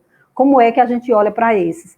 Segundo papel, ajudar a organizar os desorganizados. A gente está vendo aí o quanto cresceu no Brasil o número de trabalhadores e trabalhadoras que entraram no mercado de aplicativos, numa situação super precarizada de trabalho, que inclusive a gente não tem referência na CLT que dê conta de discutir quais são os direitos dessa população do mercado de aplicativo, porque ele nem é trabalhador autônomo, nem é responsabilidade da empresa que o contrata, nem é Então, se a gente pegar aí o que acontece com os Ubers, o nível de precarização do trabalho do Uber, a gente já abre aqui um debate enorme. Então, essas pessoas estão desorganizadas, estão numa luta individual. Como é que nós, enquanto luta sindical, enquanto luta de política pública, enquanto movimentos sociais, ajudamos a levar o debate do trabalho coletivo autogestionário para essa massa de trabalhadores, para, inclusive, ajudá-los a constituir cooperativas que usem os aplicativos, mas usem de forma autogestionária, que possam ter o controle dos negócios e possam ter acesso à justiça na partilha da riqueza gerada ali, da renda gerada ali. Então, ajudar a fortalecer os desorganizados, contribuir com suas metodologias para pensar novas lógicas de satisfação das necessidades. A gente vai precisar muito aí aproximar a agricultura familiar rural com essa nova capacidade que os coletivos urbanos estão sentindo de ter quintais produtivos urbanos. Como é que a gente aproxima esses públicos para fazer ali trocas de saberes sobre produção de alimentos em contextos urbanos, relações, circuitos de comercialização, logística solidária que ajudem territórios ou regiões dentro do mesmo território a fazer processo de complementação da sua produção, organizar os coletivos de consumo. Então, nós vamos precisar muito do ferramental que a economia solidária tem para ajudar a pensar nisso. E aí eu queria só dar um exemplo, Fernanda, já termino, mas só dar um exemplo, por exemplo, no campo da política pública, como é que isso funciona.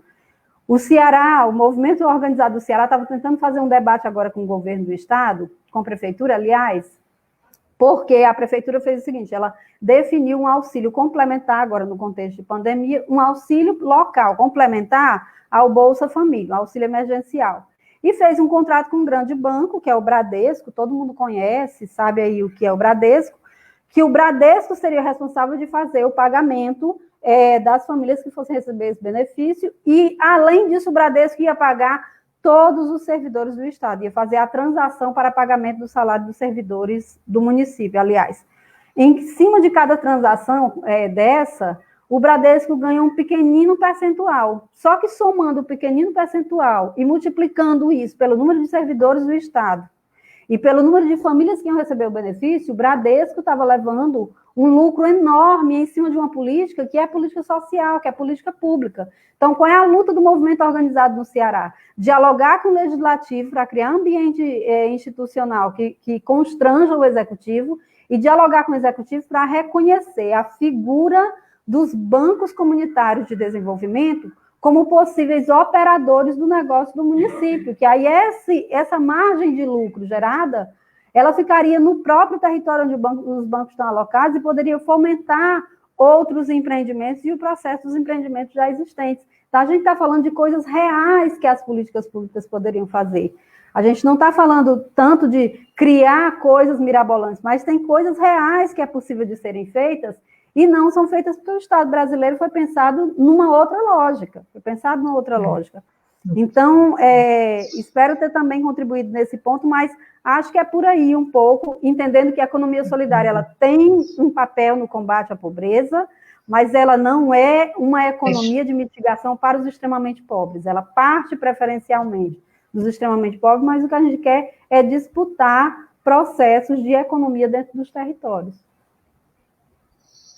Ok, Regilane, o tema é muito instigante, não tem como a gente não se motivar e motivar com a motivação de vocês, né? Mas a Laura, ela também precisa sair um pouquinho antes, a gente já vai fazer o encerramento final, então eu vou passar para ela fazer a palavra final e depois eu vou passar para vocês novamente, dar um último minutinho aí, e aí encerramos o nosso importante debate aqui. Laura, contigo. Então, pessoal, eu estava aqui ouvindo a Redilane, acabou entrando algumas ligações aqui, caindo, mas eu voltei. Não, queria agradecer aqui muito o convite, né? Como eu estou gestante, eu vou controlando um pouco de horas, assim, que eu fico na mesma posição, senão sai o pé, fica inchado, e eu estou aqui desde muito cedinho, assim, eu tinha me programado um certo horário, né? Queria me colocar à disposição para duas coisas. Uma, colocar o nosso mandato à disposição, para que a gente possa ainda ampliar as nossas discussões sobre economia solidária, sobre o papel do desenvolvimento dos nossos territórios da periferia. A Fernanda acompanhou aí bastante a nossa elaboração aí, do ponto de vista econômico para Porto Alegre. Então, temos várias discussões aqui, apresentei um aspecto, mas temos várias discussões aí que se entrecruzam, né? queria nos colocar à disposição para isso, né? Em segundo lugar, propor ao comitê que a gente, depois de estivermos vacinados, a gente possa reproduzir esse debate fisicamente, né? Porque na rede agora a gente já acaba, ainda mais em janeiro, tendo um acesso inferior à qualidade do nosso debate, né? Então, acho que se a gente pudesse reproduzir esse debate, seria maravilhoso. Acho que tem muita gente bacana aí que poderia também, né, participar, enfim, né, e fisicamente, inclusive, fica mais caloroso, né, do que os debates online. Então, queria colocar à disposição, dizer que nós estamos com um processo super aberto aí de construção aqui da nossa intervenção institucional, né, que é frente à nossa visão mesmo, né, do papel que deve ter o parlamento e os nossos mandatos aí frente ao nosso campo. Então, queria agradecer o convite, né? Muito obrigada, Fernanda, muito obrigada ao comitê. Prazer estar aí com a Redline e o Vital, tá bom? Beijo, gente. Nós aqui agradecemos, vai em paz, saúde, tudo de bom para você e para o bebê. Eu vou passar então para o Vital, 1 minutinho de encerramento e depois para a Redline.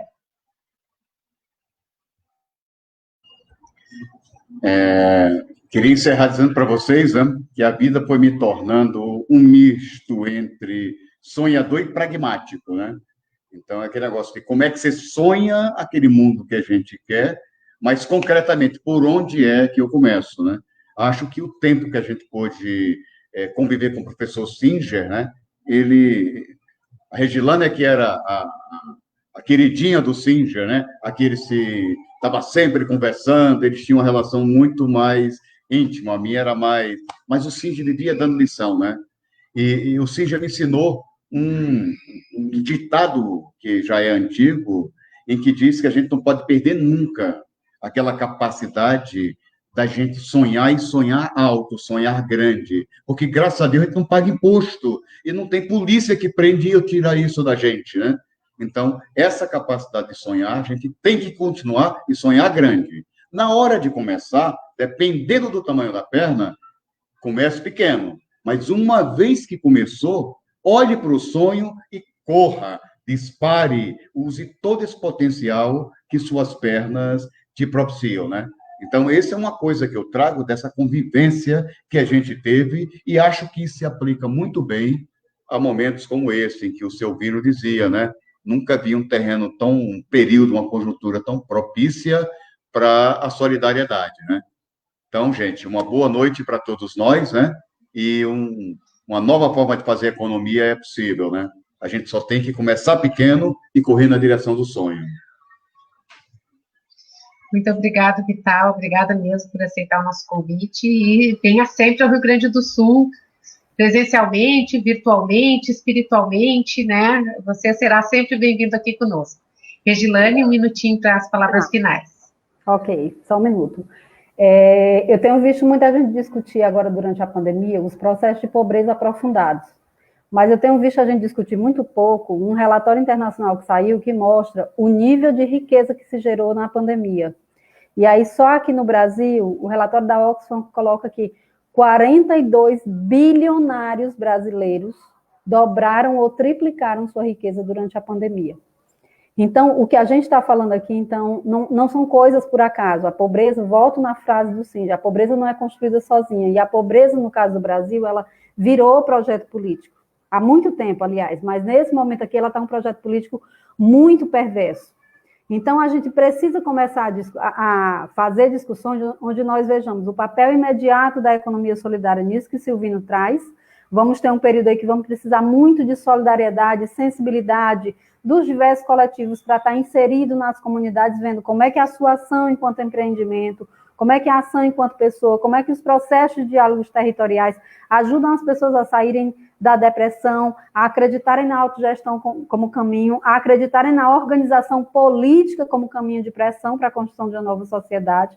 Então, vai cair nas nossas costas, os sonhadores e realizadores de sempre, fazer esse processo, mas também a gente entender que a gente precisa dialogar com as pessoas sobre o que está por trás desse processo de construção de riqueza e de pobreza no Brasil pandêmico que a gente está vivendo. Porque isso aí, Fernanda e companheirada, é o que vai gerar o que a gente tem chamado de repertório político ou discurso político para a gente voltar a dialogar com as pessoas no sentido da construção de processos contra-hegemônicos da classe trabalhadora, para a gente gerar processos emancipatórios no campo das políticas públicas e no campo das organizações locais territoriais. Então, eu acredito na economia solidária e milito na economia solidária porque eu compreendo que, assim como eles têm um projeto perverso de construção da pobreza, nós temos um processo solidário, lúcido, de construção da redução de desigualdades e de construção da justiça social. Nós temos conceitos, nós temos força política e nós temos metodologias para fazer esse enfrentamento.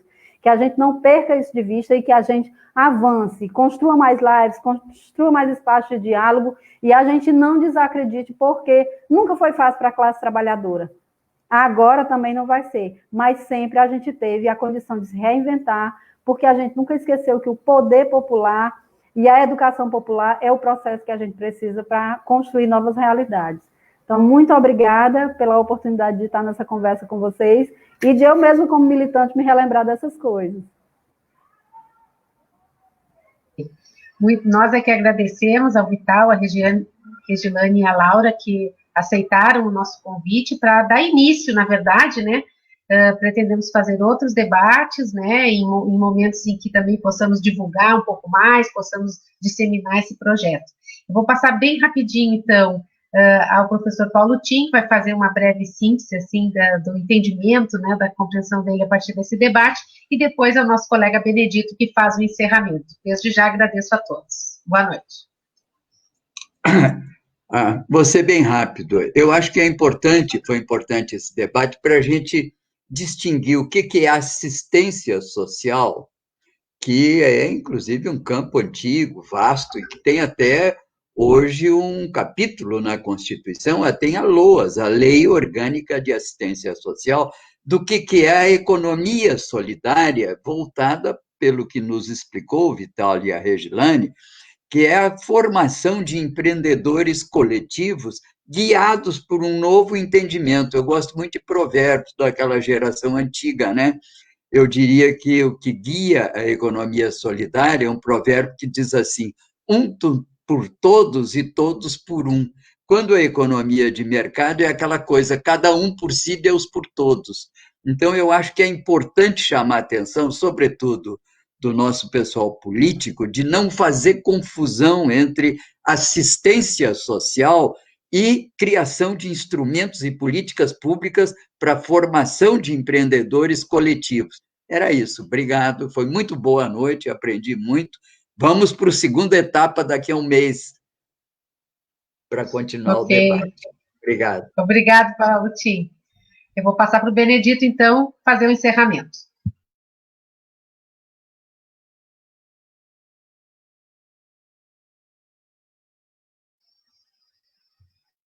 Microfone, Benedito. Microfone. Agora foi minha vez. Exatamente, Fernanda. Aquilo, abre o microfone, é a frase das lives. Gente, eu quero, em nome do Comitê em Defesa da Democracia, do Estado Democrático de Direito, agradecer muitíssimo ao Vital, à Regilane, à Laura e, obviamente, né, à Fernanda e o Tim, por esse debate. Eu acho que todos nós aprendemos muito. Infelizmente, né, o tempo corre e a gente não consegue esgotar o tema. Eu gostaria imensamente de continuar ouvindo vocês durante muito tempo, porque eu acho que todos nós aprendemos muito e teríamos muito ainda a aprender. Eu quero citar... Bom, eu gostei muitíssimo, Regilane, além, né, da fala... das falas finais aqui, que eu quero destacar, né, das mensagens finais, né, além do Vital dizer que a gente tem que pensar, sonhar, né, e executar, a frase do Paulo Singer, né, que eu acho que tem que servir junto, né, com a disposição do sonho e da realização, mas eu acho que é uma frase síntese, né, que tem que orientar a nossa ação, né, essa ação coletiva. Quer dizer, ninguém fica pobre e a pobreza não é criada individualmente. Não é responsabilidade de ninguém ser pobre. E é uma responsabilidade coletiva da gente sair dessa situação e criar condições para a superação dessa situação, porque a pobreza é uma construção social, intencional, inclusive. Não é isso? Então, dada a importância do tema, eu já tinha dito inicialmente que nós faríamos, já planejamos fazer uma série para debater. Eu acho que será muito importante, nos próximos, a gente concretizar as ideias. Eu me lembro aqui de duas experiências, aqui, quer dizer, de muitas, mas a Regilane falou do Bradesco, e que se apropria do lucro gerado. Aqui nós temos, dentre outras, mas nós temos a Crisol, que acabou de abrir um escritório em Porto Alegre, que é um banco solidário. Então, eu fico aqui a chamada, para que os companheiros, aqueles que estão nos ouvindo, procurem saber o que é o Crisol, e essa empresa de crédito, solidário. E tem aqui, também foi citado aqui a história do Uber, tem uma experiência muito interessante aqui do pessoal de bicicleta, que se chama Pedal. São entregadores que vão de bicicleta e que criaram uma cooperativa. Agora parece até que não é cooperativo, mas, de qualquer maneira, é alguma forma de organização solidária. Então, acho que seria interessante que, nos próximos, a gente também trouxesse essas experiências concretas, porque elas podem servir de exemplos para outras, trazer pessoas dessas que estão atuando nessas coisas concretas, porque elas podem servir de exemplos para outros, e também de orientação para os políticos. Quer dizer, a Laura tem aí uma proposta de entrar com um projeto para fortalecimento dessas atividades em Porto Alegre. Eu acho que é importante que a gente crie uma grande rede. O Vital falou, eu achei muito importante isso, precisa ter uma base social para as políticas públicas, porque senão elas caem no vazio. Então, sem eu me estender aqui, eu quero agradecer mais uma vez, e chamar para a semana que vem. A semana que vem o debate será de conjuntura política, e chamar ao longo da semana, todos os dias nós temos, além dos parceiros, o comitê agora tem uma rádio, que é a rádio Estação Democracia, pode procurar o aplicativo nas lojas de aplicativo dos celulares, e também acompanhar pelos canais do comitê no YouTube e no Facebook. Todos os dias o Tim está lá no Bom Dia Democracia. Eu também entro algumas vezes na semana para fazer os comentários políticos, mas já temos uma grade feita durante toda a manhã, e estamos entrando com a programação noturna, e em breve teremos uma programação também ao longo da tarde. Tá? De qualquer maneira, quando não tem programa, debate, isso, aquilo, tem música brasileira de altíssima qualidade, tanto da nativista quanto a música popular brasileira, e às noites, da meia-noite às 6, temos jazz e blues. Então, fica o convite a todos e a todas, e mais uma vez, muito obrigado, Vidal, Regilane, Fernanda, Tim e Laura Cito.